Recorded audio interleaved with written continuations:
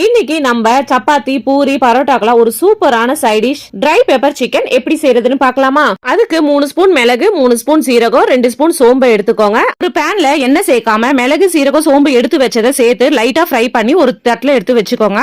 Fry பண்ணது நல்லா ஆறுனதோ அதை மிக்ஸி ஜார்ல போட்டு நல்லா நைஸா அரைச்சி எடுத்து வச்சுக்கோங்க. இப்ப அதே பேன்ல எண்ணெய் சேர்த்துக்கோங்க. எண்ணெய் நல்லா காஞ்சதும் 1 ஸ்பூன் சோம்பு, கொஞ்சம் கருவேப்பிலை, 2 பெரிய வெங்காயம் பொடிசா கட் பண்ணது சேர்த்துட்டு தேவையான அளவுக்கு உப்பு சேர்த்து நல்லா வதக்கிக்கோங்க. வெங்காயம் நல்லா வதங்கினதோ அதுல 2 ஸ்பூன் அளவுக்கு இஞ்சி பூண்டு பேஸ்ட் சேர்த்து நல்லா வதக்கிக்கோங்க. இஞ்சி பூண்டு பேஸ்ட் ஸ்மெல் போனதோ 1.5 ஸ்பூன் கரம் மசாலா, 1/4 ஸ்பூன் மஞ்சத்தூள் சேர்த்து நல்லா கலரி விட்டுட்டு கழுவி வச்ச சிக்கனையும் சேர்த்து நல்லா கலரி விட்டுக்கோங்க. 2 கிளாஸ் தண்ணி சேர்த்துட்டு நல்லா கலரி விட்டுட்டு நல்லா கொதிச்சு வர இந்த ஸ்டேஜ்ல நம்ம அரைச்சு வச்ச மசாலாவை அப்படியே சேர்த்து நல்லா கலரி விட்டுக்கோங்க. தண்ணி நல்லா சுண்டணும், அதனால ஒரு 10 நிமிஷம் தட்டை போட்டு மூடிடுங்க.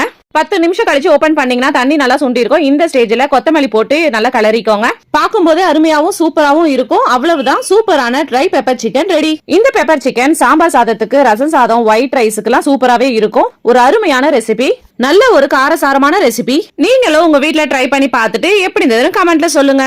இது மாதிரி இன்னும் நிறைய வீடியோஸ்க்கு என்னோட சேனலை மறக்காம சப்ஸ்கிரைப் பண்ணி பாருங்க. அடுத்த வீடியோல பார்க்கலாம். தேங்க்ஸ் ஃபார் வாட்சிங்.